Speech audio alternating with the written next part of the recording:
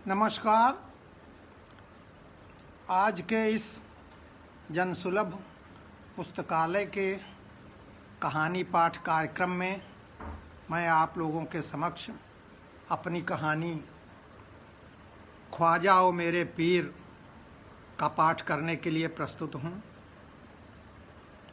ये उम्मीद की गई है कि कहानी शुरुआत करने के पहले मैं थोड़ा बताऊंगा कि कहानी की दुनिया में मैं कैसे आया।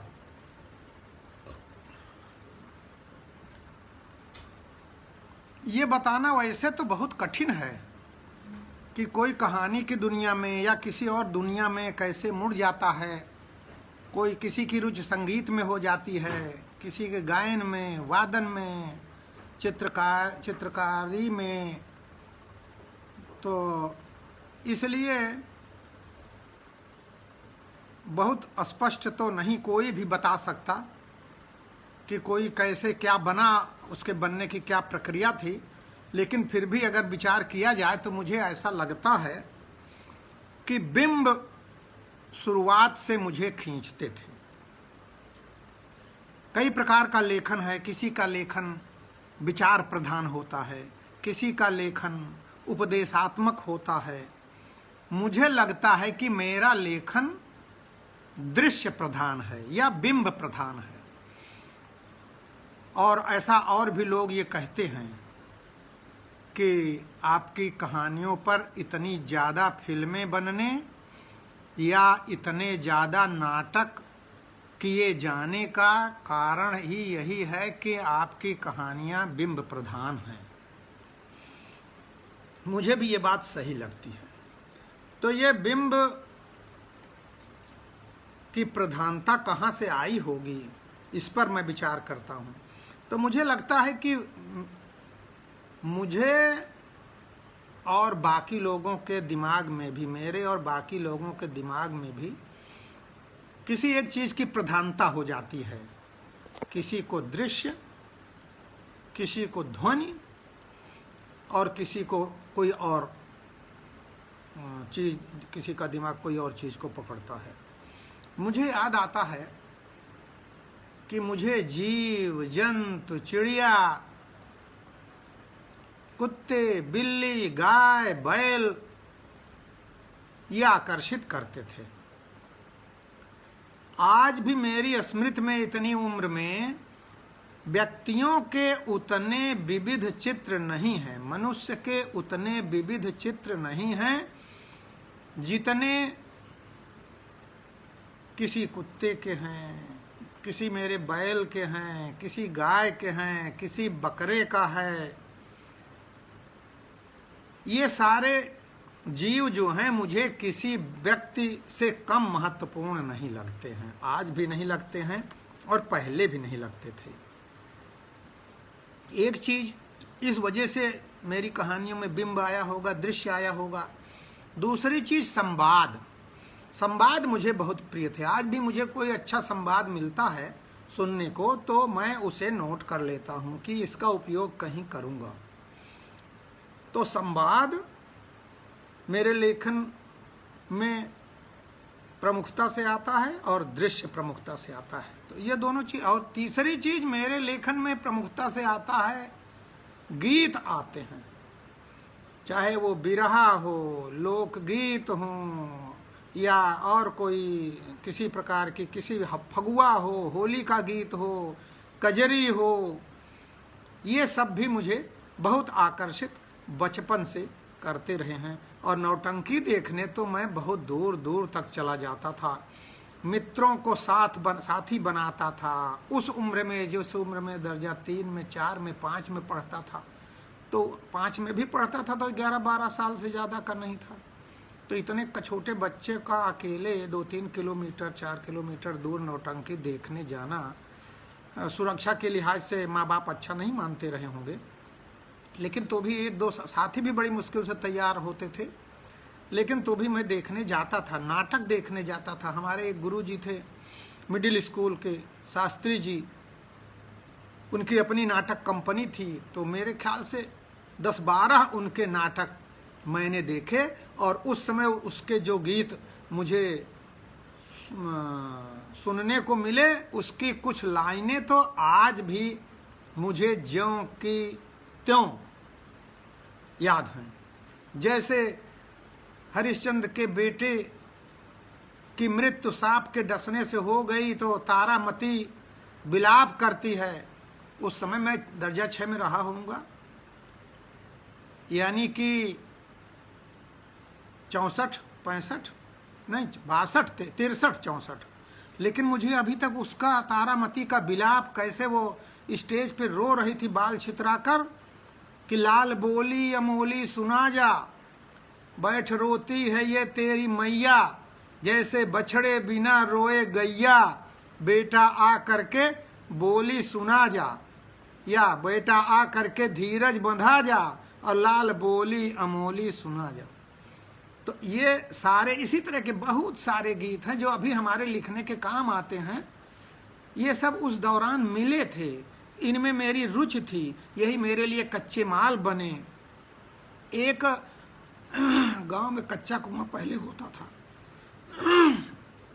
तो आषाढ़ में जब पानी बरसता था, बहुत ज़्यादा पहले पानी बरसता था, तो जो कच्चा कुआं होता था चारों तरफ से उसमें पानी भर जाता था, और जब पानी उतरता था, घटता था, तो वो कच्ची मिट्टी कुएं में गिर जाती थी। तो वो कुआं 1 साल 2 साल चलता था, फिर बेकार हो जाता था, नया कुआं खोदना पड़ता था। तो मेरे पिताजी कुआं खोदना शुरू कर देते। जैसे ही कार्तिक के महीने में पानी बंद हुआ और खेती बाड़ी की बुआई खत्म हुई, तो वो कुआं खोदना अकेले दम पे शुरू कर देते थे, एक सीढ़ी लगा करके उसके अंदर अकेले खोदते थे, और 2 महीने 1.5 महीने में खोद डालते थे, पानी आ जाता था। तो एक बार एक पुराना कुआं था जो सूख गया था, मड़ार उसको कहते हैं, उसमें एक खरगोश का बच्चा गिर गया। मैं सवेरे उसमें झांकने गया तो देखा खरगोश, बच्चा नहीं था, बड़ा ही था, गिरा हुआ था, और मेरे ख्याल से वो गड्ढा रहा होगा 10 फीट का। तो उस गड्ढे से वो निकल नहीं पा रहा था, और 1-2 दिन मैंने देखा, कभी मैं उसमें जाके रोटी डाल देता था, कभी कुछ और खाने के लिए सोचता था कि कोई फल डाल दूं, और वो कुछ खा नहीं रहा था, छू नहीं रहा था, बस कूद हमको देख लेता था तो दबक जाता था, और बाद में वो उछलने लगता था, लेकिन निकल नहीं पाया। तो कई दिनों के बाद एक दिन मैं, कोई सुनता नहीं था कि उसको निकालने के लिए मेरे कहने से आ जाए, तो कई दिनों बाद मैं रोज झांकता था। एक दिन दिखाई दिया कि जहाँ पर वो खरगोश था उसकी जगह पे केवल राख पड़ी है, काली काली राख कह लीजिए, या वो जो इसको कहते हैं भुकड़ी लग जाना, उसकी बॉडी नहीं थी, उसका हाड़ मांस नहीं था, सूखा हुआ राख जैसा था वहाँ। तो मुझे अभी उसका दृश्य याद है, कैसे मुझे देखता था आंख उठा करके, उसकी आंखों में कितनी चमक थी, और वो अभी तक मुझे है। तो दृश्य मुझे याद रह जाते हैं, कहने का आशय ये, उन्हीं दृश्यों के माध्यम से, गीतों के माध्यम से, संवादों के माध्यम से, जो नाटक के रूप में देखे गए, जो नौटंकी के रूप में देखे गए, ये जो चाक्षुष दृश्य हैं, आँखों को बांध लेने वाले। और दूसरी चीज़, यात्रा मुझे बहुत पसंद थी, और डर नाम की चीज़ बिल्कुल भी नहीं थी। डर लगता था तो आदमी से ही लगता था कि आदमी कोई अनायास ही बिना कारण ही मार पीट सकता है या पकड़ सकता है। क्योंकि मेरा एक बार अपहरण हो गया था, जब मैं दर्जा 3 में संभवता था, तो पकड़ के बंद कर दिया गया था, बच गया था। तो उससे एक भय मनुष्य के प्रति भय समा गया था, किसी जीव के प्रति भयभीत नहीं होता था। अंधेरे से डर नहीं लगता था, उजाले से लगता था कि उजाले में दूसरा भी मुझे देख रहा है दूर से, अगर ये पकड़ने दौड़ेगा तो मैं कितनी दूर भाग पाऊंगा, और अंधेरा है तो कहीं भी आप छिप सकते हैं। तो ये जो अंधेरा है, ये जो संवाद हैं, ये जो यात्राएं हैं, इन सब का कहने का आशय कि जीवन में मेरी रुचि थी। तो इसी जीवन की रुचि ने ही मुझे कहानियों की तरफ मोड़ा होगा।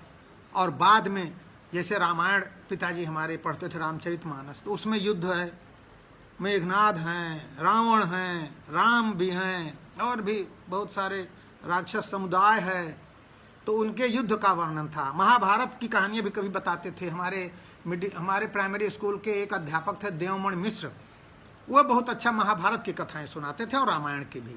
तो उसमें अर्जुन वगैरह का लड़ना,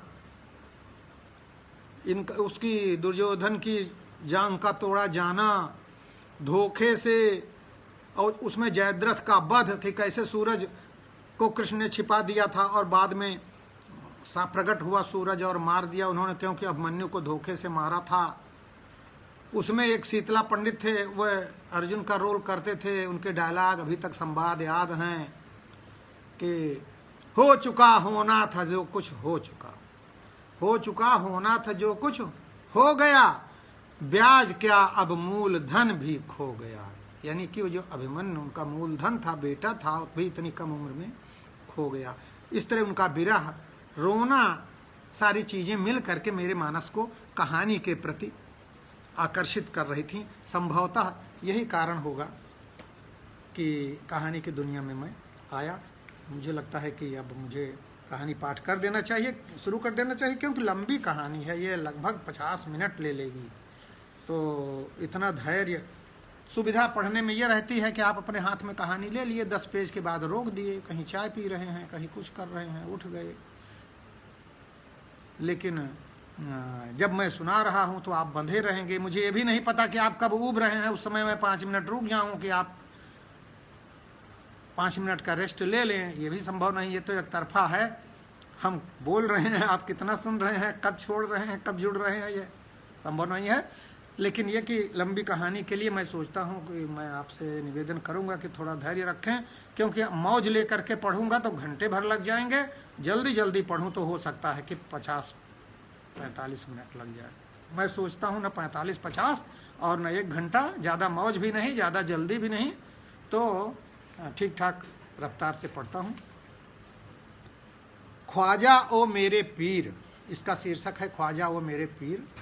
मेरे एक मामा थे, समझिए कि उन्हीं पे आश्रित, उन्हीं को ध्यान में रख करके ये कहानी मैंने लिखी है। मामा मामी थे, दोनों लोग जीवन में कभी भी एक जगह नहीं रहे। 1-2 रात के लिए आ गई होंगी मामी यहाँ, 1-2 रात के लिए चले गए होंगे मामा ससुराल, बाकी तो दोनों लोग, दोनों अपने लोगों के घर के बीच में एक माचे पर ही रात्रि में मिलते थे कभी कदा, बाकी नहीं मिले। तो ऐसे मामा की कहानी है ये। तो सुदर्शन जी, वशिष्ठ जी भी साथ में हैं, संजीव बख्शी जी हैं, उदय भानु जी हैं, गीता जी हैं, सारे मित्रों को, सबको मेरा नमस्कार। अब मैं शुरुआत कर रहा हूँ उन्हीं मामा की कहानी। माधोपुर से शिवगढ़ तक सड़क पास हो गई तो सरकार ने आखिर मान ही लिया कि ऊसर जंगल का यह इलाका भी हिंदुस्तान का ही हिस्सा है। पिछले 50 बरस में कितनी दरखास्तें दी गईं, दरखास्त देने वाले नौजवान बूढ़े हो चले, तब जाकर कहीं चलो सुध तो आई, वरना 6-7 किलोमीटर लंबी इस पट्टी पर आबादी कहाँ है। एक भी गांव अगर होता रास्ते में तो विधायक को 1000-2000 वोट का भी लालच होता। 2 जिलों की सीमा होने के चलते भी यह हिस्सा उपेक्षित रह गया। मामा के घर से निकलते ही मामी के जिले की शुरुआत हो जाती है। मामा का घर एक जिले में और सामने के खेतों में से आधे दूसरे जिले में। लेकिन पक्की सड़क के लिए चिन्हित यह रास्ता पहले भी कभी राहगीरों से खाली नहीं रहा। टेढ़ी मेढ़ी पगडंडी के रूप में नाले, जंगल और ऊसर के बीच से गुजरते इस रास्ते पर चलते पीढ़ियां गुजर गईं। बड़ी बड़ी ऐतिहासिक घटनाएं इस रास्ते पर घटित हुईं। कभी गौना कराकर ले जाई जा रही दुल्हन जबरन छीन ली गई, कभी कोई सजीला घुड़सवार जंगल में ऐसा गायब हुआ कि हवा तक नहीं लगी।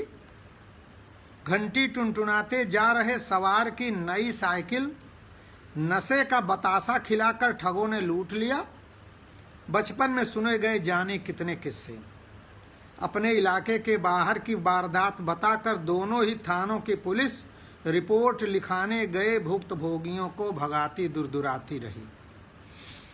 मैं भी कई बार गया हूं इस रास्ते पर, मामा के गांव माधोपुर से मामी के गांव शिवगढ़ तक। इस राह को भी धूप लगती थी शायद, इसलिए यह ऊसर और जंगल की संधि पर होते हुए भी जंगल में 100 कदम घुस कर चलती थी। नाले के किनारे किनारे झरबेरियों का जंगल और उत्तर की तरफ साधु की कुटी की ओर बढ़ने पर पीपल, पाकड़, बरगद और महुए के जहाजी पेड़ों का घटा टोप, कुटी के ठीक सामने का तालाब जिसका पानी आषाढ़ सावन को छोड़कर सालों साल नीला रहता था, मछलियां मारने की मनाही के चलते 1.5 हाथ की मछलियां मूछें फरकाती किनारे तक तैरती रहती थीं। जाड़ा शुरू होने के पहले तक लाल कमल और उसके गाढ़े हरे पत्ते आधे से ज़्यादा ताल को घेरे रहते थे।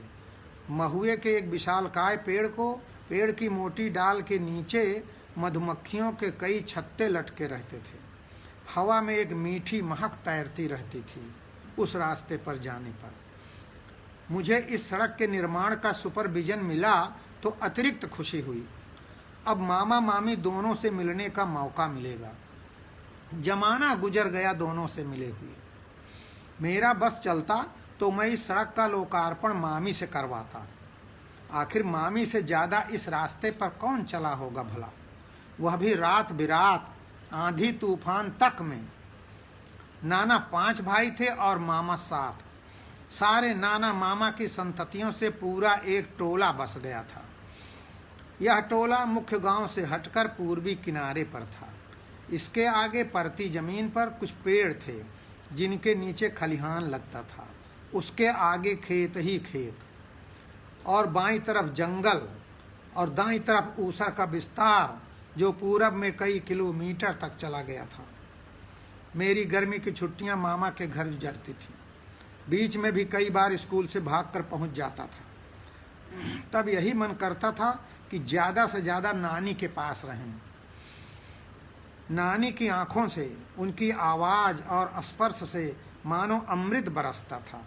शाम को 8-9 साल तक के बच्चे किस्सा सुनने के लिए नानी के गिर्द बैठ जाते। दालान के एक किनारे जमीन पर बिछे पुआल पर 3-4 कथरियाँ बिछी रहती। बच्चे एक एक करके आते और कथरी पर लेटकर नानी का इंतजार करते। नानी आती और किस्सा चल पड़ता। किस्सा चलता रहता और बच्चे एक एक कर सोते जाते। किस्से का अंत सुनने के लिए शायद ही कोई बच्चा जगा रहता हो। दूसरी शाम अक्सर वही किस्सा फिर शुरू से चलता। सवेरे नानी मट्ठा मारने बैठती तो धीरे धीरे सारे बच्चे कटोरा कटोरी लेकर कमोरी के चारों तरफ इकट्ठा होने लगते। मट्ठा यानी छाछ। छोटे बच्चे जिन्हें अंदाज़ा नहीं रहता कि मट्ठा मारने में कितना समय लगता है, जगते ही एक हाथ से आंख मींचते या नीचे सरकती कच्ची ऊपर सरकाते, दूसरे हाथ में कटोरी पकड़े चल पड़ते।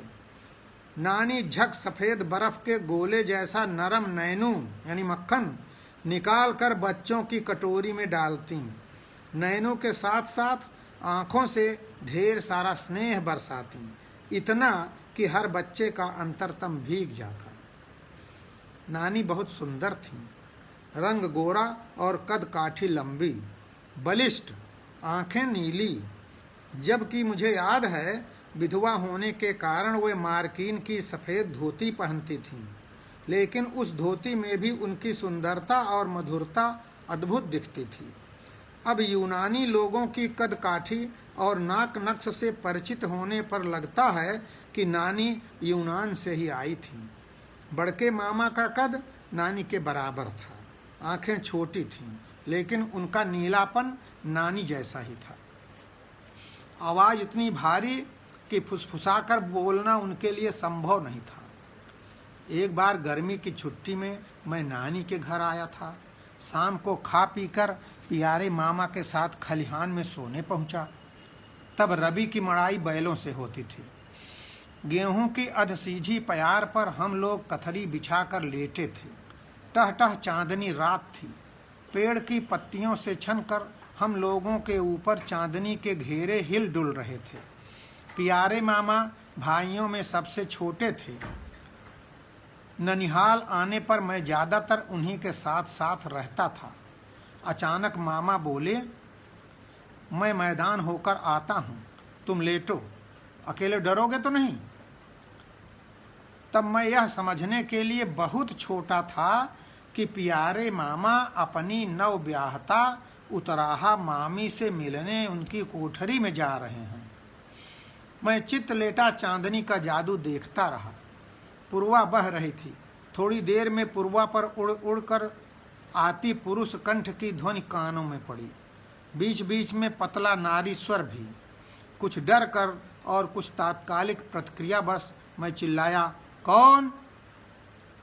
पता नहीं पूर्वा के विपरीत चलकर मेरी आवाज़ का कितना हिस्सा वहाँ तक पहुँचा, लेकिन आवाज़ पहले बंद हुई और फिर धीमी होकर आने लगी। मुझे नींद आ गई। प्यारे मामा कब लौटकर मेरे बगल में सोए पता नहीं। सवेरे उन्हें आवाज़ के बारे में बताया तो बोले, बड़के भैया भौजी होंगे। भौजी कभी कभी रात में भैया से मिलने आती हैं। फिर पूछा, तुम टोके तो नहीं? पिछली बार मामा से तब भेंट हुई थी जब वह आंख खुलाने मेरे शहर आए थे। मामा के साथ बचपन की स्मृतियां जुड़ी थीं। गांव जाता तो उधर से आने वालों से मामा की हाल खबर पूछता। मामा के गांव के लोग भी सौदा सुलूफ लेने मेरे घर के पास वाले बाजार में आते थे।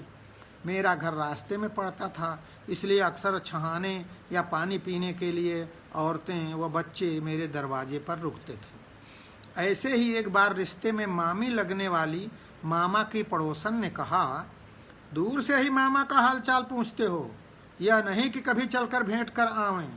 आपको बहुत याद करते हैं। अब तो मोतियाबिंद भी बिल्कुल पक गया है, दिखाई नहीं देता। दिखाई नहीं देता तो आंखें क्यों नहीं खुलवा लेते? कौन खुलावे? उनका बेटा। बेटा क्यों खुलावेगा? बेटों को इन्होंने पूछा जो बेटा इनको पूछेगा? आपको तो सारी बात पता है। तो भतीजे खुलावें, दर्जन भर हैं। कोई नहीं खुलावेगा, आप ही को खुलाना होगा। एक बार उन्होंने आपके पास खबर भेजी थी, आपने पलटकर कोई जवाब नहीं दिया। इधर बहुत दिनों से आप गांव भी नहीं आए। जब भी कोई बाजार से लौट कर जाता है तो पूछते हैं कि खूंटी आए थे कि नहीं। खूंटी मेरा बचपन का नाम था। बहुत दिनों तक मेरी बाढ़ रुकी हुई थी तो लोगों ने नाम रख दिया था खूंटी। मैं बेचैन हो गया। याद आया, एक बार मामा का संदेश लेकर मझले मामा के बेटे बैजनाथ भैया गांव आए थे। माँ ने 10-15 दिन बाद किसी से मेरे पास मामा का संदेश भेजा था। मैं कैसे भूल गया। बड़के मामा मुझसे बहुत उम्मीद रखते थे। बचपन में पढ़ने और कुश्ती लड़ने के लिए ललकारते रहते थे। एक बार गर्मी की दोपहरी में कंधे पर बैठाकर मील भर दूर नाच दिखाने ले गए थे, इसलिए कि गर्म रेत में मेरे पांव न जल जाएं।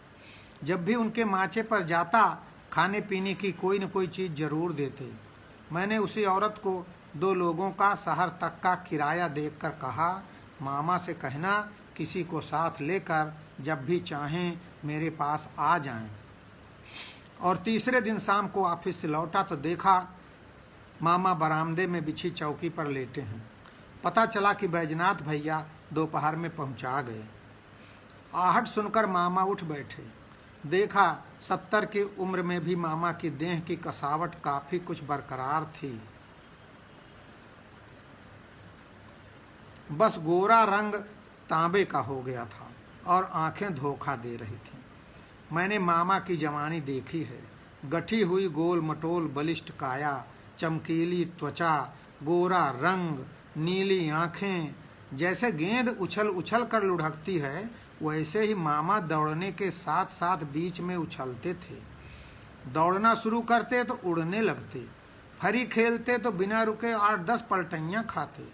वक्त ने उनके चिकने चमकते माथे पर 3 क्षैतिज लकीरें खींच दी थीं, लेकिन बातचीत करते हुए देखा कि आवाज़ का जादू और गूंज अभी भी बरकरार है। मामा को बचपन से गाते गुनगुनाते देखा था। खेत में रहते तो बीच बीच में कान में उंगली डालकर दूर राह जाती युवती अथवा कल्पना की नायिका को संबोधित करके प्रणय निवेदन करते। घर में होते तो हाथ का काम निपटाते हुए गुनगुनाते रहते। नौसिखुआ गायकों की भूली हुई बिरहा की कड़ी जोड़ देते। मामा की रातें पूरे वर्ष उनके माचे पर ही कटती थीं। माचा चलायमान था। जाड़े और गर्मी में यह पेड़ के नीचे आ जाता और वर्षा में जब मक्का और फूट यानी ककड़ी खाने का मौसम होता तो ऊंचास के खेतों के बीच चला जाता। माचे पर दैनिक जरूरत की सारी चीज़ों की व्यवस्था रहती। छप्पर में और माचे की मोटी थूनियों के सहारे चबैना का झोला, मट्ठा और पानी वाले मिट्टी के बर्तन लटके होते। सुगंधित तंबाकू की मटकी और हुक्का लटका होता। नीचे बोरसी में आग जियाकर ढंग से ढकी होती। मामी की अनुपस्थिति के चलते मामा ने अपनी गृहस्थी को माचे पर इस तरह व्यवस्थित कर लिया था कि बार बार घरनी की जरूरत महसूस न हो। मामी मायके में रहती थी। बड़के मामा 17-18 साल के ही थे जब नानी विधवा हो गई। नाना इलाके के नामी लठैत थे। किसी जमीन की बेदखली के लिए जमींदार की ओर से लाठी चलाने गए थे। लाठियों की तड़तड़ाहट के दौरान अपना पक्ष कमजोर जानकर बाकी साथी भाग खड़े हुए। नाना घिर गए। कई लाठियां पड़ी, डोली खटोली पर लाद कर लाए गए। अंग्रेज का राज था, अस्पताल वगैरह जाने का रिवाज नहीं था। 5 दिन तक उसारे में कराहने और हल्दी माठा पीने के बाद मर गए। मरते समय बड़के मामा का हाथ पकड़कर कहा, सबको तुम्हारे भरोसे छोड़कर जा रहा हूं, पार घाट लगाना। मामा ने अपने सीने पर नाना का दाहिना हाथ रखकर उन्हें आश्वस्त किया था और उनके बहते आंसुओं को अंगोछे के कोने से धीरे धीरे पोंछा था। तब सबसे छोटे प्यारे मामा नानी के गर्भ में थे। मामा ने नाना की हर जिम्मेदारी संभाली। नाना की तरह मामा की लाठी भी सरनाम हुई। जिस भी मेले में जाते वहां से लाठी खरीद कर लाते। आसपास कहीं कटवासी बांस की कोठ होती तो वहां जाकर लाठी लायक पक्का बांस खोजते। फिर कोठ के मालिक से मांग कर या खरीद कर उससे लाठी बनाते। घंटों आग में सेंक सेंक कर उसे पकाते। महीने में एक बार लाठियों की सफाई करते, उन्हें तेल पिलाते। ऊपर और नीचे की गांठ के पास लोहार से उन पर लोहे की मुंदरी चढ़वाते। लाल कपड़े में लपेट कर रखते। नाग पंचमी के त्योहार पर गांव में हर साल आने वाले नट से लाठी का मार्शल आर्ट बिनवट सीखते। बड़के मामा की प्रसिद्धि आसपास के गांव में पदी अर्थात पद यानी न्याय करने वाले के रूप में फैली। जिस पंचायत में वे पंच होकर जाते उसमें भरसक अन्याय न होने देते। अपने निर्णय को लागू कराने में वे लाठी का सहारा लेने से भी नहीं हिचकते थे। लेकिन ऐसे न्यायी आदमी को भारी अन्याय झेलना पड़ा। जिस जमींदार की ओर से लाठी चलाने के दौरान नाना की मृत्यु हुई थी, वही जमींदारी उन्मूलन के बाद मामा द्वारा जोते बोए जा रहे खेतों से उन्हें बेदखल करने लगा। आषाढ़ के एक दिन सवेरे सवेरे मामा को पता लगा उनके खेतों में दलपत सिंह लंबरदार के हल चल रहे हैं। सुनकर यकीन नहीं हुआ। दौड़कर गए, देखा 4 जोड़ी बैल उनके खेतों को जोत रहे हैं। दलपत लंबरदार 7-8 लठबंद लोगों के साथ मेड़ पर खड़े हैं। यह क्या है ठाकुर, हमारे खेत क्यों जुतवा रहे हैं? तेरे थे कल तक, आज से मेरे हैं। ऐसा अन्याय! मेरे बाप ने आपकी आन के लिए अपने दुधमुहे बच्चों को अनाथ कर दिया था। आप उन्हीं बच्चों का पेट काटने आए हैं। इतनी जल्दी सब भूल गए? भाग सारे! दलपत सिंह दहाड़े। बड़ा पदी बना फिरता है। आज से इस खेत में पैर रखा तो पैर कटवा लेंगे। लंबरदार, हम 7 भाई हैं। आप पैर नहीं 2-4 के मूड़ भी कटवा लेंगे तो 2-4 बचे ही रह जाएंगे। लेकिन आप तो अकेले हैं। अबे मुझे धमकाता है? तेरी यह हिम्मत? पकड़ो साले को।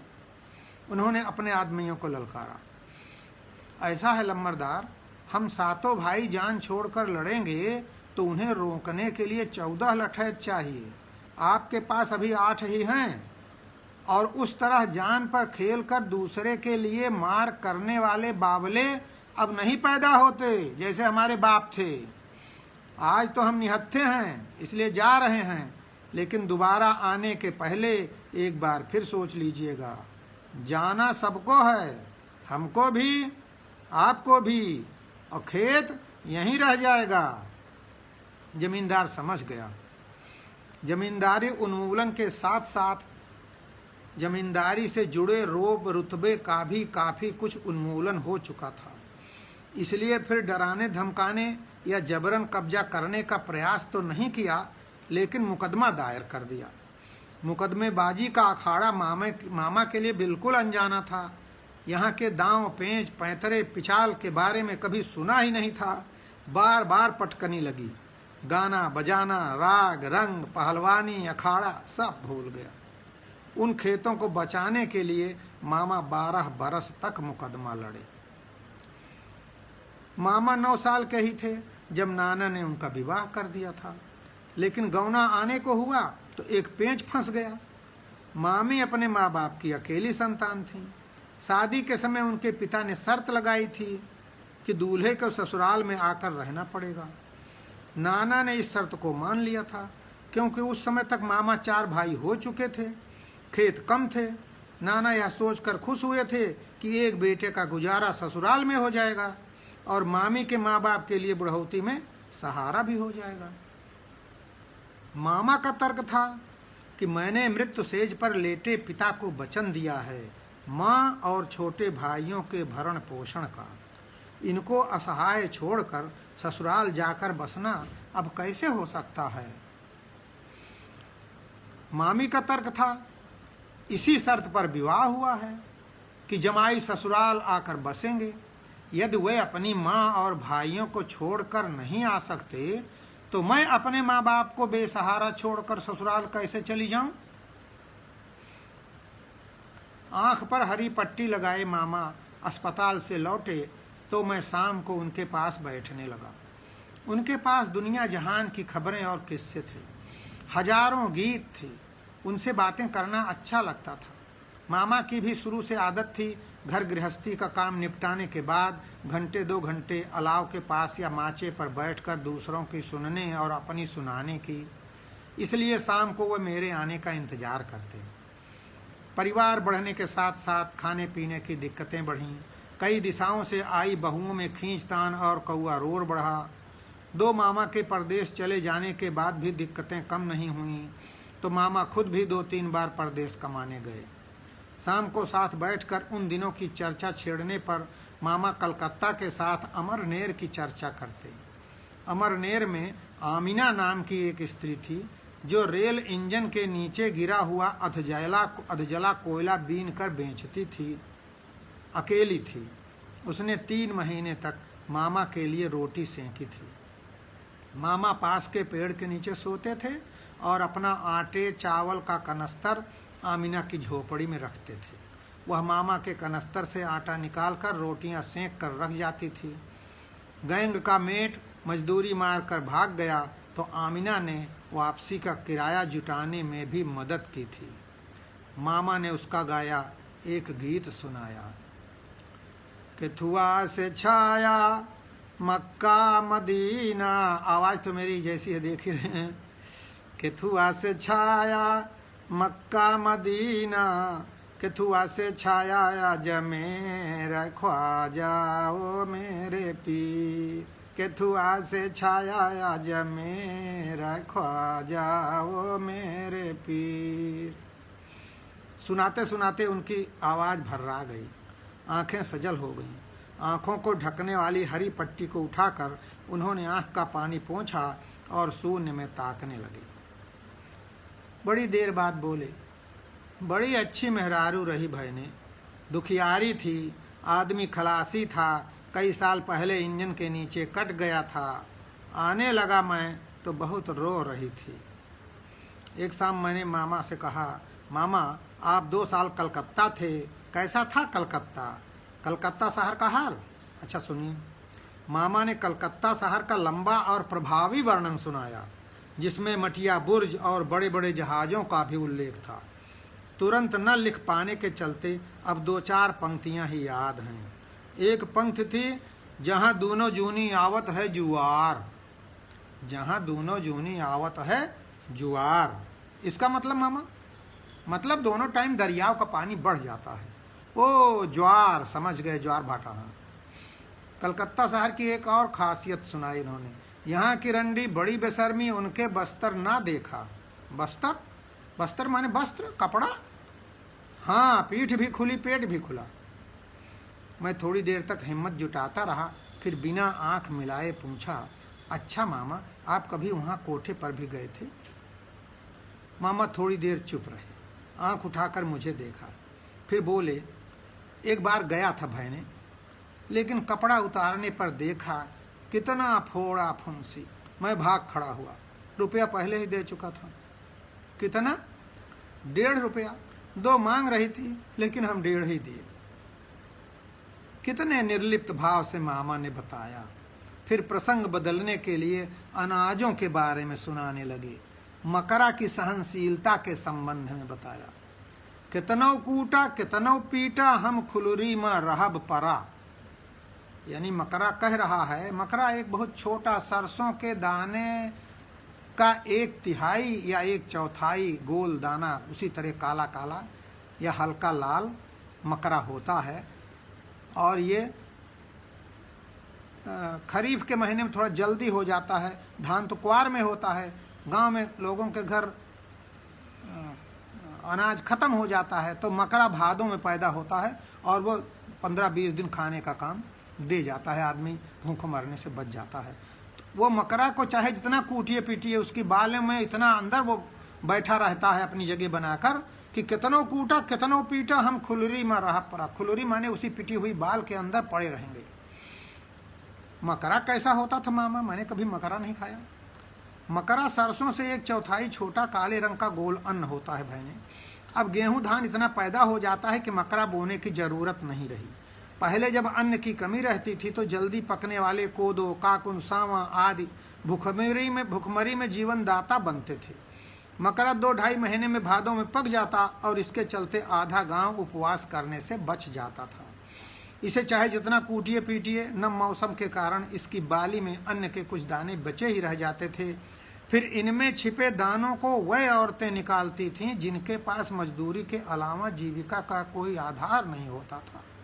भादों में कोई मजदूरी न मिलने के कारण इनके घर अक्सर उपवास होता था। इन्हें कोई रोकता नहीं था और शेर आध शेर मकरा 2-4 घंटे की मेहनत करके ये भी निकाल लेती थीं उन बालियों से जो गृहस्थ पीट कर निकाल कर छोड़ देते थे। एक दिन मैंने मामा को याद दिलाया, आपका एक प्रिय फगुआ था मामा, हर होली पर आप गाते थे। उसकी कुछ पंक्तियां याद रह गई हैं।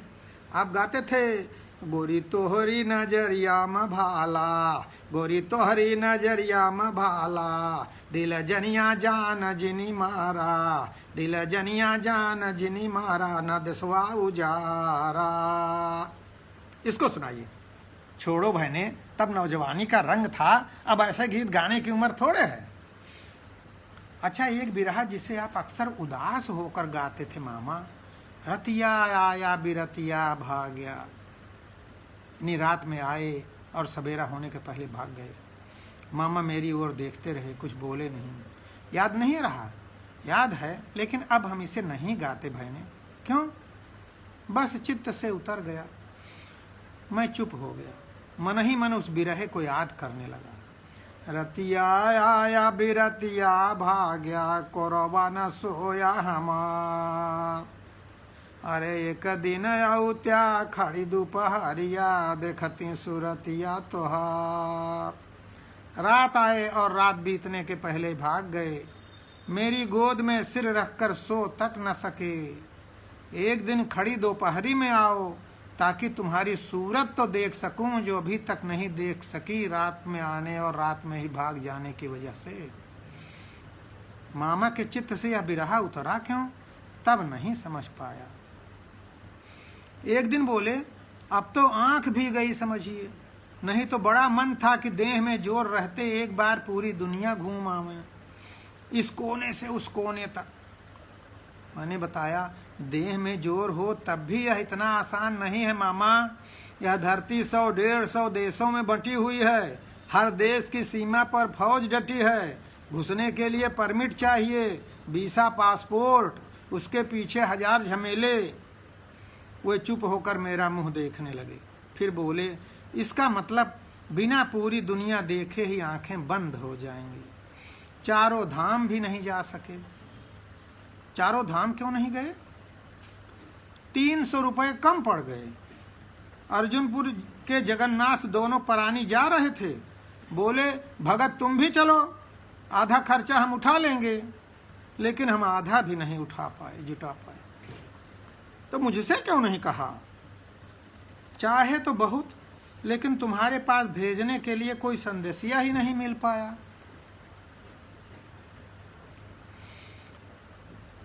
सेक्सटेंट के व्यू फाइंडर में देखता हूं तो निर्माणाधीन सड़क पर मुझे तेज कदमों से चलकर आती मामी का चेहरा दिखाई देता है। जट काली मामी के चेहरे पर जड़ी बड़ी बड़ी पानीदार आंखें, लंबी पतली काठी, महीन धीमी आवाज, शीतल पवित्र और पतली मुस्कुराहट। मैं उन्हें देखकर सोचता कि माँ ऐसी ही होनी चाहिए, शायद ही उन्हें कभी गुस्सा आता होगा। अपने दाम्पत्य को भी धैर्य और मुस्कान से संभाल लिया मामी ने। माँ बाप की सेवा भी जरूरी थी और पति का सानिध्य तथा संतति वृद्धि भी। मामी न किसी जिम्मेदारी से भागना चाहती थीं, न किसी जरूरत से वंचित रहना चाहती थीं। इसके लिए उन्होंने अलग राह खोजी। शाम को गाय बैलों को चारा पानी देकर, माँ बाप को खिला पिलाकर, पहर रात बीते लाठी लेकर निकलती मामी। सांप बिच्छू और सियार भेड़ियों को धता बताती आधी रात के पहले पहले मामा के माचे पर जा पहुंचती। पहर डेढ़ पहर का अभिसार और चौथे पहर मायके के लिए वापसी। अंधेरी रात हो या चांदनी, जाड़े के ठिठुरन हो या बरसात के गरजते बरसते बादल, मामी के लिए पति की सेज हमेशा 1.5-2 घंटे की दूरी पर ही रही। सोचता हूँ पहली बार पति मिलन के लिए अंधेरी रात के सन्नाटे में अकेले निकलने के पहले कितने ऊहापोह से गुजरी होंगी मामी। क्या उन्होंने पहली बार अपने आने के पूर्व सूचना मामा को दी होगी? यदि नहीं तो पहली बार माचे पर चढ़कर फों फों करके सोते मामा की नाक दबाकर जगाया होगा तो मामा की क्या प्रतिक्रिया रही होगी? जरूर उनका हाथ सबसे पहले अपनी लाठी पर गया होगा।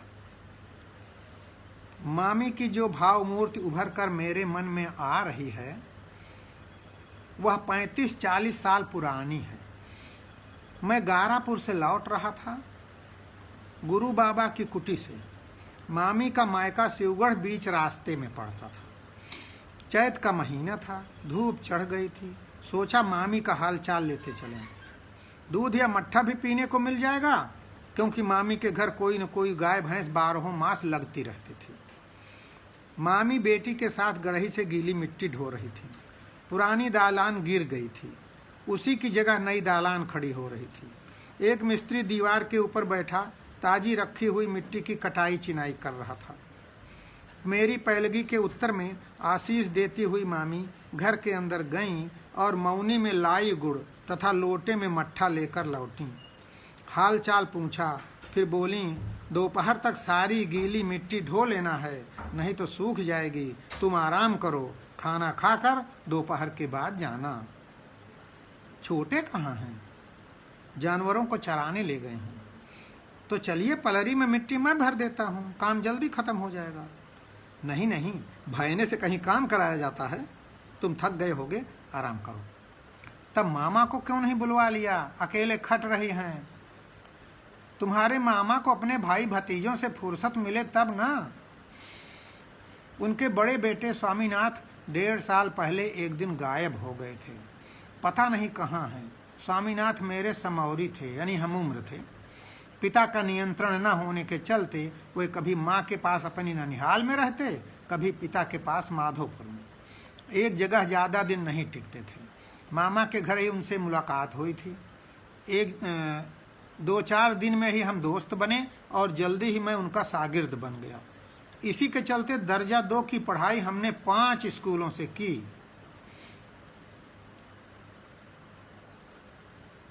कभी मामा के घर से कैभे या किनौरा के स्कूल में, कभी मेरे घर से दुर्गापुर के स्कूल में। जिस भी स्कूल में जाते दोनों लोग साथ जाते। 4-6 दिन जाते, फिर अचानक मास्टर की डांट या थप्पड़ खा जाते तो बस भागो। कहते ई सरवा तो बड़ा कसाई है, वो किसी दिन चढ़ बैठा तो हाथ गोड़ तोड़ देगा।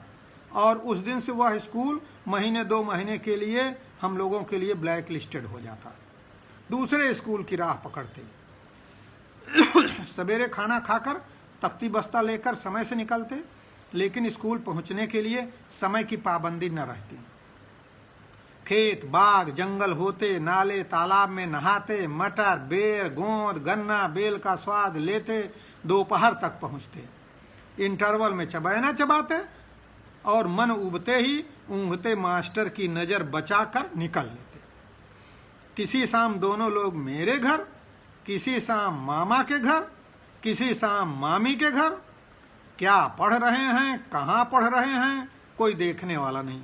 जब तक पिताजी को हमारी सुधि आई, हम दोनों 5 स्कूलों में पढ़कर फेल हो चुके थे। उसी उम्र में स्वामीनाथ मान चुके थे कि वह खुद मुख्तार हैं, जब जहाँ चाहें जाएं और जो चाहें करें। पिता की सरपरस्ती उनके अंदर पैदा ही नहीं हुई। उस उम्र में ही वह पूरे आत्मविश्वास के साथ अपने नतीजे निकालते थे, अपने फैसले सुनाते थे। एक बार बोले, भगत की बड़ी दुर्गति होगी। क्यों? बुढ़ापे में कोई पूछेगा नहीं। मामी मामा को भगत कहती थी। माँ की देखा देखी उनके बेटे बेटियां भी उन्हें भगत कहने लगे। जैसे भगत आए हैं, भगत बुलाए हैं। बप्पा या बाबूजी जैसे संबोधन जैसे जानते ही नहीं थे। संबोधित करने का मौका ही कहाँ मिला था। मामी मामा को बुलाने के लिए स्वामीनाथ को भेजती। स्वामीनाथ आकर कहते, भगत अम्मा बुलाई हैं। मामा कहते, चलो फुर्सत मिली तो आएंगे। स्वामीनाथ लौटते हुए रास्ते में कहते, इनकी अकल पर पर्दा पड़ा है, खटिया पर पड़े पड़े हगना बदा है इनको। एक बार बोले, मझली काकी जादूगरनी हैं, पान सुपारी खिलाकर भेड़ा बना लेती हैं, उनके हाथ का कभी कुछ मत खाना। उस दिन बातचीत करते हुए मैंने पाया कि पति की उदासीनता से प्रभावित न होने वाली मामी जवान हो रहे बेटे के गायब होने से अंदर ही अंदर टूटने लगी। स्वामीनाथ 18-19 साल के थे जब एक दिन उन्हें पता चला कि गांव का एक लड़का उनकी 14-15 वर्ष की बहन को छेड़ता है। जिस राह से वह लड़का स्कूल से पढ़कर लौटता था, उसी राह पर एक शाम वह एक अरहर के खेत में बैठकर उसका इंतजार करने लगे। जैसे ही वह पास आया, लपक कर एक डंडा उसकी साइकिल के अगले पहिए में डालकर गिरा दिया और कमर से चाकू निकाल कर खप खप खप वहाँ से भागे तो किसी को दिखाई नहीं दिए अभी तक, न जिंदा न मुर्दा। तब से कितनी कितनी अफवाहें फैली। कभी सुनाई पड़ता कि मारे गए लड़के के बाप और भाइयों ने पकड़कर जीते जी नाले में गाड़ दिया। कभी सुनाई पड़ता, जितने में उतनी बातें। दोपहर में खाना खिलाते हुए मामी बोली, किस दावे से बुलावें तुम्हारे मामा को बहने, उन्हें हम लोगों से कोई लगाव नहीं है। यह तो गांठ बंध जाने का धर्म है जो निभाते चल रहे हैं। ऐसा क्यों कहती हैं मामी? सही कहते हैं, बिना मर्द का परिवार बेसहारा होता है। मुझे सहारे की जरूरत थी, पति का सहारा नहीं मिला तो बेटे के सहारे की आस में अंधेरी उजेली रात में 2 कोस बीहड़ पार करके उनके पास पहुंचती रही। अपनी पसंद के किसी भी आदमी से बेटा पाने की राह दुनिया ने रूंध न रखी होती तो मैं उतनी दूर दौड़कर क्यों जाती। थोड़ी देर तक चूल्हे में पड़ी रोटी को सेंकते हुए वह चुप रहीं, फिर राख झाड़ कर रोटी मेरी थाली में डालते हुए बोलीं, उन्हें मुझसे प्रेम होता तो जिस राह से औरत जात होकर मैं आती जाती रही, वह क्या उनके लिए अनजान थी? चाहिए तो यही था मामी, लेकिन यह भी हो सकता है कि वह लाज बस ऐसा न कर पाए हों। अपने परानी के पास आते किस बात की लाज थी भाई ने? मुझे तुरंत कोई जवाब नहीं सूझा। खाना खत्म कर चुका था, हाथ धोने के लिए उठ गया। लेकिन मामी की शिकायत का जिक्र घर आकर मैंने पत्नी से किया। मामी का कहना है कि मामा उनसे प्रेम नहीं करते। बिना प्रेम किए ही 3-3 बच्चे हो गए। भाई बच्चे पैदा करना होना तो यांत्रिक क्रिया है, बिना प्रेम के भी बच्चे पैदा हो सकते हैं, बलात्कार से भी बच्चे पैदा हो जाते हैं। प्रेम या चाहना तो अलग चीज़ हुई। मामी कह रही थीं कि जब औरत होकर रात के अंधेरे में मैं उनके पास जा सकती थी तो वह मर्द होकर क्यों ना आते, अगर उन्हें मुझसे प्रेम होता। आप नहीं समझेंगे, लेकिन सोचिए, मामा अपने परिवार के मुखिया थे।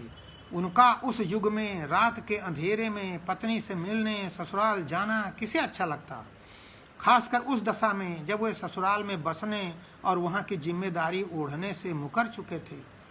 तुलसीदास का किस्सा नहीं जानते? खुद उनकी पत्नी ने कितना दुत्कारा था। और मामी जो उतनी दूर चलकर आती थी, वो उनकी बहादुरी थी। वो अपने पति की खुशी के लिए, अपनी चीज को सहेजने के लिए आती थीं। यह मत समझिए कि सिर्फ पुत्र की चाह में या शारीरिक सुख के लिए आती थीं। मामा मामी की प्रणय कथा को चैतू ने दंत कथा बना दिया था।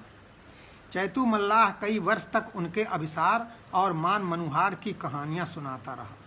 महुए के विशाल छतनार पेड़ की छाया में बैठे चरवाहे उसे घेर कर बैठा लेते, बिना किस्सा सुनाए नहीं जाने देंगे। अच्छा तो सुनो, पता है क्या हुआ आज रात? जंगल और ऊसर के बीचों बीच बहता वह नाला बरसात में छोटी मोटी नदी बन जाता। जाड़े में पानी घटता तो फिर नाला बन जाता, फिर गर्मी के 4-5 महीने सूख कर खोर बन जाता। लेकिन आसपास के लोग उसे नाला नहीं कहते थे। नाला कहने से अपमान या तिरस्कार का भाव आता था। वो इसे सम्मान देने के लिए नदी कहते थे, प्यारी नदी। बरसात में बैलगाड़ियों का आवागमन रुक जाता। आसपास के लोग पैदल पार करने के लिए इस पर बने बांस के पुल का सहारा लेते। 4-5 मोटे लंबे बांसों को समानांतर रखकर बांधने पर 1.5-2 फीट चौड़ा रास्ता निकल आता, जिसको नदी में 7-8 फीट की दूरी पर 3-4 मोटी थूनियां गाड़कर बांध दिया जाता। चैतू मल्लाह रात में इन्हीं थूनियों के सहारे अपना मछली पकड़ने का पहरा लगाता। झांपी। रात के अंधेरे में जब पुल से आवागमन बंद हो जाता, मछलियां खूब चढ़ती। मामी के आवागमन का एकमात्र चश्मदीद गवाह चैतू। बेटी ने माँ बाप को रात का भोजन करा दिया, जानवरों को चारा दे दिया, बर्तन धुल लिए, लेकिन माँ के पीने के लिए पानी रखना भूल गई। और जब बताने गई कि दरवाजे की कुंडी लगा लो, मैं जा रही हूँ, तो बिगड़ गई बुढ़िया। कितनी आग लगी है तेरी देह में, मेरा पानी क्या तेरा भतार आके रखेगा? तो ही रोज रोज दौड़ कर जाएगी, वह क्यों नहीं आता? उसकी गरज नहीं है, इसी दीदे से तू उसे कब्जे में करेगी। बेटी पानी पानी हो गई। उस रात मामा की देह में तेल मालिश करने के बाद छाती पर सिर रख कर लेटी मामी ने कहा, कल से नहीं आऊंगी। क्यों? मैं ही आऊं हर बार, तुम्हें नहीं आना चाहिए? क्यों नहीं? तो इस बार तुम आओ। ठीक है, आओगे? क्यों नहीं आऊँगा? नहीं आओगे। कितनी बार तो वादा किए, कहाँ आए? इस बार हर हाल में आऊँगा। जोगिन तरई नहीं, जो जोगिन तारा है, कि एक बांस ऊपर चढ़ते चढ़ते पहुँच जाऊँगा। घाव में नीम की पत्ती पीस कर बांध लीजिएगा। माचे से उतरते हुए मामी बोली, पहले पता होता तो घर से पीस कर ले आती। जोगिन तरई एक बांस ऊपर चढ़ी, फिर 1.5 बांस, वे नहीं आए। माख से उनकी आंखों में आंसू आ गए। मैं भी नहीं जाऊंगी। जोगिन तरई 2 बांस ऊपर चढ़ गई। उस दिन कुदाल लग गई थी पैर में। मालिश करते समय देह हल्की हल्की गर्म लग रही थी। कहीं बुखार तो नहीं आ गया? लेटे नहीं रहा गया। उठी, आगा पीछा करते मन को समझा कर निकल पड़ी। बांस का पुल पार करने के बाद भादों की चांदनी में देखा, सामने से आती धुंधली छाया। तो इतने दिनों बाद सामने आने की हिम्मत किया मदरहवा के भूत ने। आने दो। अरे यह तो वह हैं। अब आने की जून हुई आपकी? आधी रात के बाद? आंख झपक गई थी। झूठ मत बोलो, जब घर में ही पान सुपारी खाने को मिल जाता है तो। मामा ने हंसते हुए उन्हें लपक कर बाहों में भर लिया। चलो। उधर नहीं, इधर चलो। 2/3 रास्ता तो आ चुकी हो। वो सामने रहा मेरा माचा। उससे क्या, आज तुम्हारी बारी थी। मामी ने झटके से खुद को मुक्त किया और मुड़ चली। चैतू ने बताया, देर तक पियारी के किनारे दूर तक मामी के पैरों की पैरी बजती रही। वह आगे आगे, मामा पीछे पीछे। पकड़ पाए तो मुख, वक्ष और नाभि तक चुंबनों की झड़ी लगाकर देर तक डूबते मुस्कुराते रहे। पियारी के किनारे खादर में उगी ऊंची हरी कास की सेज ही उनका रंग महल बन गई। कास सरपत की तरह एक लंबी घास होती है। अचानक भूरे बादलों के पहाड़ ने चांद को ढक लिया। तेज हवा चलने लगी, जंगल हरहराने लगा। मामा ने अलसाई पड़ी मामी को कंधे पर लादा और माचे की ओर लपकी। नीचे सिर किए लटकी मामी मामा की पीठ पर मुक्के मारती रही। लेकिन बादलों को ज्यादा जल्दी थी। मोटी मोटी बूंदें पड़नी शुरू हुईं, फिर झरझरा कर बरसने लगा। माचे तक पहुँचते पहुँचते दोनों लोग भीग कर गलगल हो गए। माचे के चारों तरफ फैले मक्के की हरी लंबी पत्तियों पर गिरती बूंदों का संगीत देर तक बजता रहा। मामा ने अपने गीले अंगोछे से मामी के गीले बालों को पोंछा, माचे पर रखा सूखा अंगोछा पहनने के लिए दिया, बाहों में उठाकर ऊंचे ऊपर माचे पर चढ़ाया, फिर खुद चढ़े। कहानी सुनाने के बाद चैतू कहता है, काले मेघों से घिरा आसमान, धारो धार बरसता पानी, मक्के की फसल से घिरा हुआ माचा और रात का तीसरा पहर। ऐसा संजोग हर गृहस्थ के नसीब में कहाँ है। लगता है तुम ससुरे अगम ज्ञानी हो, बूढ़ा मगरू चिढ़कर कहता है। माचे के नीचे तुम सरऊ छिपकर रात भर बैठे थे क्या? तुम क्या जानो, चैतू उसे चिढ़ाता है। सूतड़ में हल्दी लगी नहीं, औरत का दर्शन पाए नहीं, तुम क्या जानो। इस सड़क के निर्माण के सिलसिले में इधर आने का संयोग बना तो खुश हुआ था कि एक दिन किसी छुट्टी के दिन उसी पुरानी राह से मामा के घर से मामी के घर तक पैदल जाऊंगा। देखूंगा कि अब जंगल का क्या हाल है, कौन कौन से पेड़ बच गए हैं, कौन कौन से कट चुके हैं, क्या उन पेड़ों पर मधुमक्खियां अब भी छत्ते लगाती हैं, कपड़ों से मुक्त होकर पानी में कूदने का आनंद देने वाला वह ताल किस हाल में है, क्या उस तालाब में अब भी कोई खिलती है, मामा मामी किस हाल में होंगे। ऐसा नहीं कि मामा मामी का हाल न मिलता रहा हो। जब भी गांव जाता माँ मामा के घर का कोई न कोई समाचार बताती। एक बार बताया कि मामा के घर अलगा बिलगी हो गई है, 15 भतीजों के मध्य कई चूल्हे हो गए हैं। एक बार बताया कि रामदेव मामा जो मुझे कौरहा कहकर चिढ़ाते थे, कौरहा जैसे कुत्ते को कौरा दिया जाता है, उसी तरह जब मामा के घर बहने जाता है तो उसको कौरहा कहते हैं कि फ्री का खाने आ गया है, तो मामा मुझे कौरहा कहकर चिढ़ाते थे। और प्यारे मामा ट्रैक्टर की ट्राली के नीचे दबकर दिवंगत हो गए हैं। माँ ने मुझे बताया कि रामदेव मामा जो मुझे कौरहा कर चिढ़ाते थे और प्यारे मामा ट्रैक्टर की ट्राली के नीचे दबकर दिवंगत हो गए हैं। एक बार बताया कि मझली मामी को, जिन्हें स्वामीनाथ जादूगरनी कहते थे, कई साल पहले टीबी हो गई थी। बेटे बहू ने छूत के डर से उनके रहने के लिए बाहर झोपड़ी बना दी थी। एक दिन झोपड़ी के अंदर ही वे मरी पाई गई थी। बड़की मामी के बारे में बताया था कि छोटे की बहू पूरब की है, बहुत तेज है, सास पतोहू में ज़्यादा दिन नहीं पटी, मामी बेटे बहू से अलग हो गई हैं। यह खबर सुनकर मैंने सोचा कि जैसे 70 साल की उम्र में मामा का मोतिया बिंद पका था, मामी का भी पका होगा। मामा का ऑपरेशन तो मैंने करा दिया था, मामी का किसने कराया होगा। मामा के जाने के बाद बहुत दिनों तक मेरे मन में यह उम्मीद थी कि अब ऑपरेशन के लिए मामी का संदेशा भी आएगा, लेकिन नहीं आया। अब तो यहाँ काम भी समाप्ति पर है। क्या इतनी दूर आकर भी बिना मामा मामी से मिले किसी दिन किसी और दिशा में चला जाऊंगा? 10 मिनट में दोनों के घर पहुंच सकता था, लेकिन साल बीतने को आया और ये 10 मिनट नहीं निकल सके। लेकिन अब और विलंब नहीं। जो रास्ता मामा के लिए जिंदगी भर काले कोस रहा, उसे तय कराऊंगा। दोनों ही लोग 90 पार कर रहे हैं। पता नहीं कितने दिन खाते में बचे हैं। एक बार अपने सामने दोनों लोगों का मिलना देखना चाहता हूँ। वैसे जीवन की संध्या में ही सही, अगर मामा मामी साथ रहना शुरू कर दें तब तो और भी अच्छा होगा। अगले दिन रविवार था। मैंने ड्राइवर से कहा, सवेरे 8 बजे तक जीप लेकर आ जाओ। मामा के घर से निकला तो गुजरे लम्हों की छवियां फिर मन के पर्दे पर उभरने लगीं। नहर की पटरी से मामा के घर की ओर मुड़ा तो देखा, जहां खलिहान लगता था वहां के पेड़ों में से एक आध को छोड़कर अब भी सब मौजूद हैं। आम का वह पेड़ अभी खड़ा था जिसके नीचे मामा के हीरा मोती नाम के दोनों कुत्ते दिन में बैठते थे।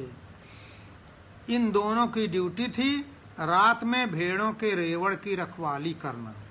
शाम का खाना मिलने के बाद बिना किसी के बुलाए या बताए दोनों हवा को सूंघ कर रेवड़ की दिशा पता करते और वहां पहुंच जाते।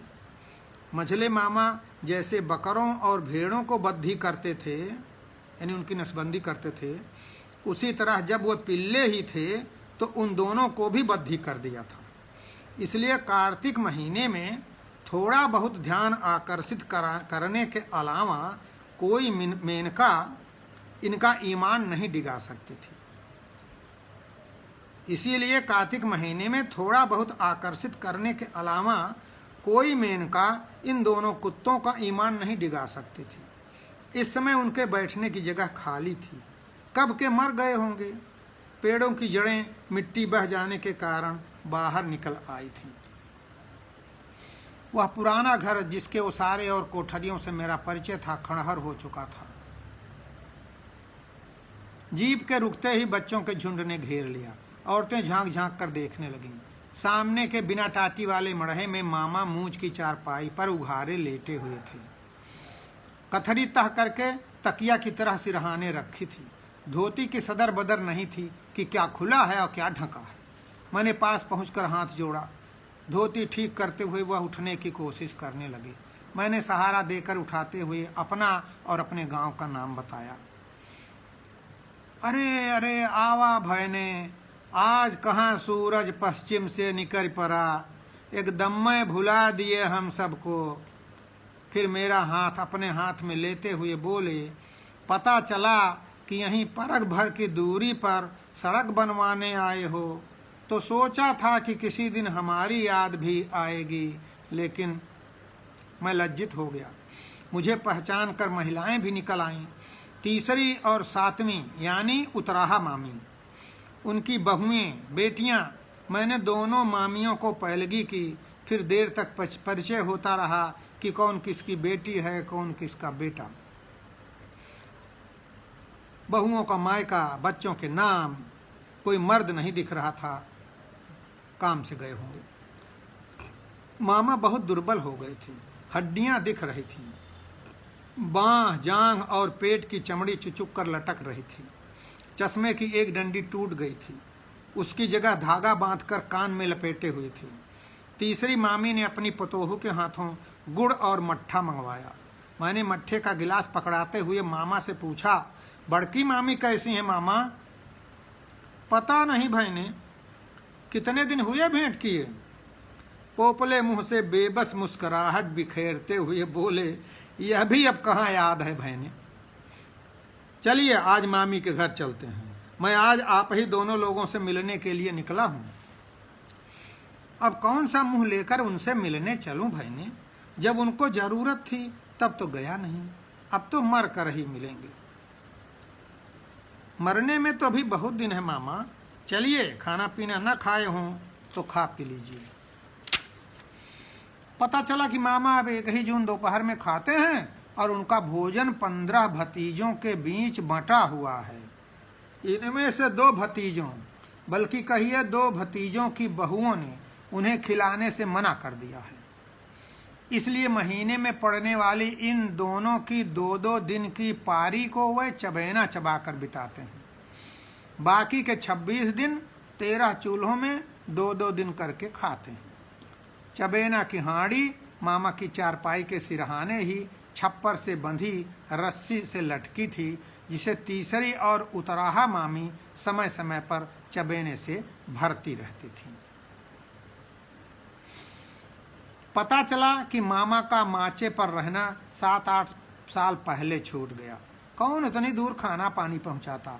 टूटा फूटा माचा अब किस कोने में पड़ा है यह भी किसी को याद नहीं। यही हाल हुक्के का था।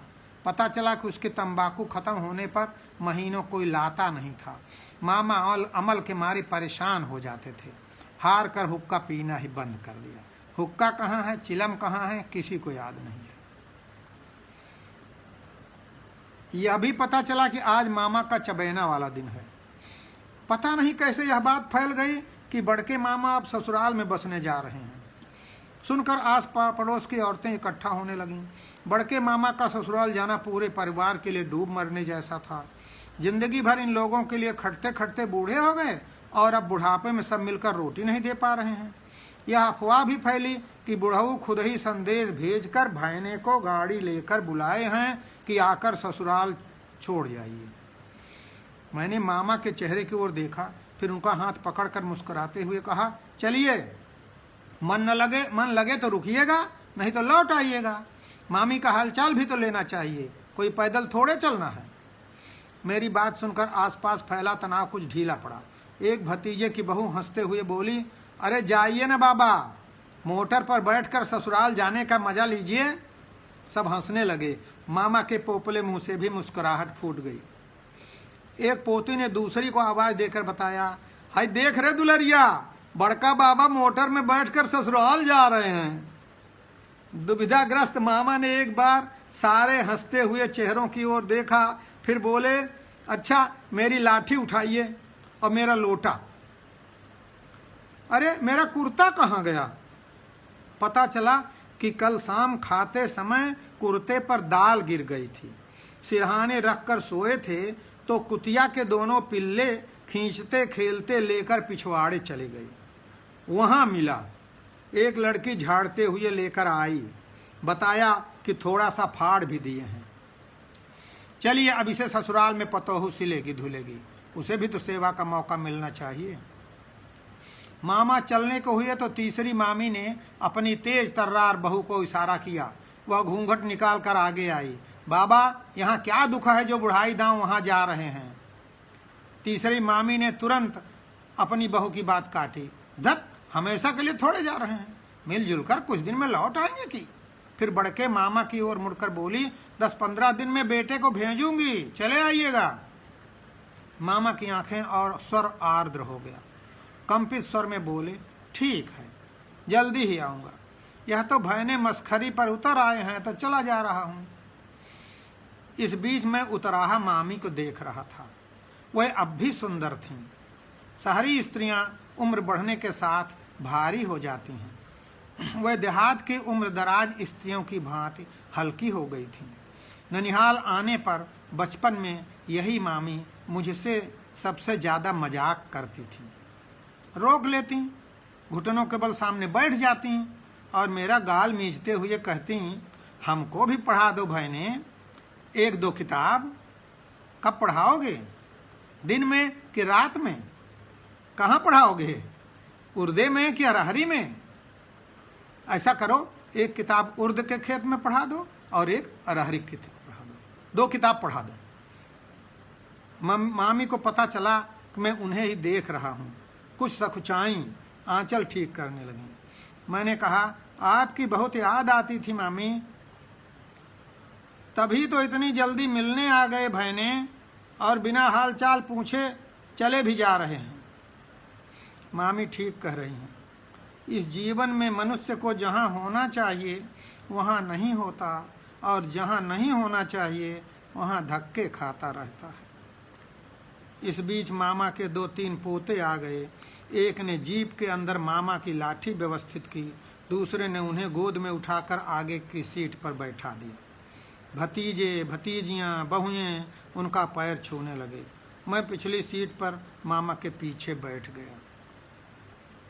जीप चलने के पहले एक लड़का उनकी सूखी कीचड़ सनी पनहियां चिथड़े से झाड़ता हुआ लाया। 20 हाथ विदा में हिलने लगे। मामा कभी सड़क के बाएं देखते, कभी दाएं। चैती की पकी अधपकी पीली फसल खेतों में खड़ी थी। मटर, चना और सरसों कट चुकी थी। उनके खेत खाली थे, केवल गन्ने के खेत हरे भरे थे। एक पतला खड़ंजा गांव में घुस रहा था। लगभग सारे कच्चे पक्के घरों पर डीटीएच की डिश लगी थी। गांव के रास्ते बदल गए थे। असंख्य झोपड़ियां उगाई थीं। कुत्तों का झुंड गांव के बाहर से ही भौंकते हुए जीप के पीछे लग गया। खड़ंजे पर कहीं बकरी बंधी थी, कहीं खूंटा गड़ा था। घर के सामने के मड़हे में 2 चारपाइयां बिछी थीं। बाईं तरफ वही दालान थी जिसको बनाने के लिए उस बार मामी मिट्टी ढोते हुए मिली थी। मामा और जीप के दोहरे आकर्षण से मामी के दरवाजे पर भीड़ लग गई। ससुर को पहचान कर बहू ने मड़हे में बिछी चारपाई पर चादर डाल दी। मैंने मामा को उतार कर सहारा देकर चारपाई पर बैठाया। पतोहू ने मामा के पैर छुए और अपनी बड़ी बेटी को पैर छूने का इशारा किया। वह शर्माकर पीछे हट गई। अरे बाबा हैं। बहू ने आंखें तरेर कर बेटी को डपटा तो उसने भी आगे बढ़कर पैर छू लिया। दालान के आधे बाएं हिस्से में टांटी बांधकर भूसा रखा गया था और दाहिने हिस्से में एक चारपाई बिछी थी।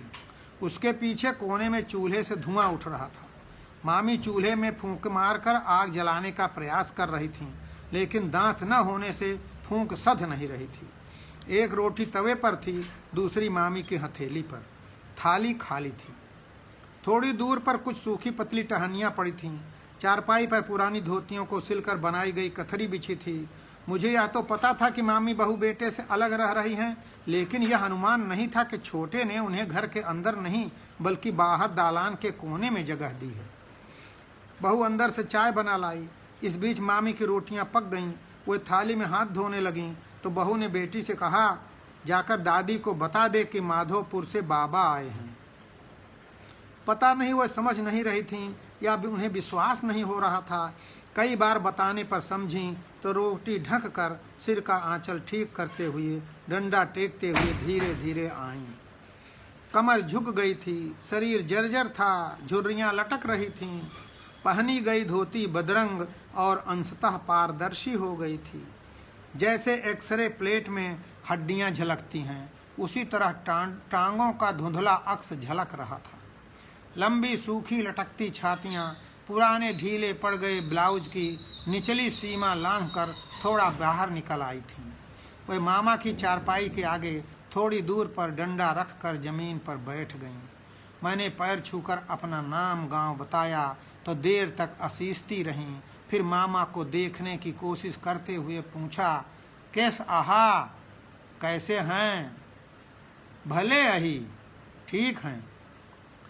मुड़वा के पिरबुआ बंद भा कि नहीं, यानी सिर दर्द बंद हुआ कि नहीं। पता चला 4-5 महीने से मामा का सिर दर्द कर रहा है। मामी को कैसे पता चला होगा? अब वो मरने पर बंद होए। अब वह सिर दर्द मरने पर ही बंद होगा। थोड़ी देर बाद मामा ने पूछा, तू भले आहा, तुम ठीक हो? जियरा जियत बा, जी रहे हैं। चला दोनों जने एक एक रोटी खा लिया। मामी ने कहा कि चलिए दोनों लोग एक एक रोटी खा लीजिए। पतोहू ने कहा, इन लोगों का खाना इधर बन रहा है, आप खा लीजिए। लेकिन मामी बैठी रहीं, मुझसे माँ का, बच्चों का, पत्नी का हाल पूछती रहीं। हम लोग खाना खाने के लिए अंदर गए तो वह भी उठी। मामा के आने की खबर पाकर अड़ोस पड़ोस के कई लोग आ गए। वे मामा को लेकर गांव घुमाने चले। मामा लाठी टेकते उत्साह के साथ चल पड़े। मैं उनके पीछे पीछे। एक एक दरवाजे पर रुकते, दुआ बंदगी, राम जोहार करते, हाल चाल लेते, कौन कौन मर गए, कौन कौन बिस्तर पकड़ लिए। अंधकार होने लगा तो मामा थक गए और एक दरवाजे पर 3-4 चारपाइयाँ बिछाई गईं और सब लोग वहाँ बैठे। अंधेरा घिर जाने के बाद भी कोई दिया या लालटेन नहीं जली। अंधेरे में केवल बातचीत की आवाजें। मैंने पूछा, दिया बाती नहीं करेंगे क्या? सांझ हो गई। दिया बाती का रिवाज खत्म हो गया। क्यों? मिट्टी का तेल ही नहीं मिलता, मील भर दूर का कोटेदार है, जब तक पता चले कि बन रहा है पहुंचिए तब तक कह देता है कि खत्म हो गया। कभी मौके से पहुंच भी गए तो दिन भर का आकाज करने के बाद लीटर आधा लीटर मिलता है, वह भी 2 महीने में एक बार।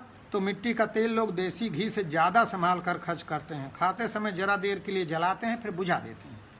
तो बच्चे पढ़ते कैसे हैं? बिजली आती है, बिजली के खंभे तो गड़ गए, एक बार 5-6 दिन के लिए आई भी थी, लेकिन फिर तार ही चोर काट ले गए। तब क्या पढ़ने वाले हैं ही कौन? अरे बच्चों को स्कूल नहीं भेजते, स्कूल तो तब जाए जब कोई पढ़ाने वाला हो। एक ही मास्टर है, उसे अपनी आटा चक्की चलाने से फुर्सत नहीं है, महीने में 3-4 दिन आता है तो उसकी शिकायत नहीं करते। अरे जब प्रधान को 500 रुपया महीना देता है तो शिकायत करके क्या कर होगा? अरे ठीक ही है, दूसरी आवाज़ आई, क्या करेंगे पढ़ लिख कर, नौकरी चाकरी तो कहीं मिलनी नहीं, शहर चले जाते हैं। 14-15 साल की उम्र में 100 रुपया रोज दिहाड़ी कमा कर ला रहे हैं, घर का खर्चा चल रहा है। थोड़ी देर तक छोटी बहू की और बूढ़ी के को अलग किए जाने की बात चलती रही। फिर लोग उन्होंने कहा कि बहुत अच्छा हो, फिर औरतों ने कहा कि बहुत अच्छा हुआ आप आ गए, 4 जन के साथ बैठकर सब बात साफ साफ फरियाइए। बुआ को दिखाई नहीं देता, वो रोटी पानी कैसे करेंगी? छोटे तो बेटे को लेकर दिहाड़ी कमाने चले जाते हैं, बुआ आटा पिसाने के लिए उस लड़के की चिरौरी करती हैं, एक बाल्टी पानी भरने के लिए घंटों पोती को आवाज़ लगाती हैं। दूसरी बोली, बूढ़ी को अपनी रोटी सेंकना ही पहाड़ है, खुद के लिए तो कच्ची पक्की किसी तरह सेंक भी ले, लेकिन आपके लिए कैसे और कब तक सेंकेंगी? अब आप आ गए हैं तो छोटे दोनों प्राणी को कमा पका कर खिलावें, और अगर वो इनकार करते हैं तो खेती बाड़ी का बंटवारा करके रिश्ते नाते से किसी की लड़की ले आइए, उसके ब्याह गौने का जिम्मा ले लीजिए, वह खुशी खुशी दोनों लोगों को पका कर खिलाएगी। लगता है औरतों ने यह सब पहले से सोच रखा था। मामा चुपचाप सुनते रहे। थोड़ी देर के लिए चुप्पी छा गई। फिर एक स्त्री ने कहा, अच्छा यह सब कल के लिए अब छोड़िए, बुआ तो एक ही टाइम खाती हैं, आप लोगों के लिए खाना तैयार है मेरी रसोई में, आइए 2-2 रोटी आज यहीं खाइए। बहू ने तो बनाया होगा वहाँ, मैंने कहा। बहू ने 1 जून मेहमानी में खिला दिया, अब उससे उम्मीद मत करिए, वह अपने बेटे बेटियों को लेकर सो गई होगी। मैं तो अब वापस जाकर ही खाऊंगा, मामा को खिलाइए। मामा ने बताया कि वह भी 1 ही जून दोपहर में खाते हैं। उठान हो गया। लौटकर देखा बहू के घर का दरवाज़ा सचमुच बंद हो गया था। उसारे में एक ढिबरी जल रही थी, उसकी टिमटिमाती लौ अंधेरे से लड़ रही थी। मामी की चारपाई पर साफ कथरी बिछाकर मामा के सोने का इंतजाम किया गया था। थोड़ी दूर जमीन पर मामी ने अपने सोने के लिए कथरी बिछाई थी। उस पर मामी के साथ पड़ोस की 2 औरतें बैठी थीं।